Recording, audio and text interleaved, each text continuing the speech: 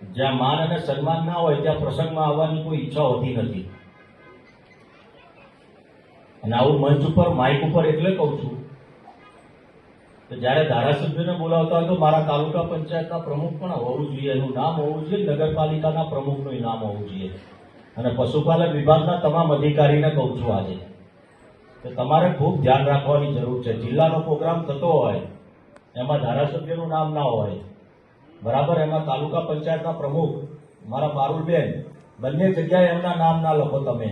એટલે તમે પ્રોગ્રામ કરવા માંગો છો કે અપમાન કરવા માંગો છો એ તમારે નક્કી કરવું પડશે. પછી હું પત્ર લખીને તમારા બધાના ખુલાસા માંગું ત્યારે તમે આપી નહીં શકો.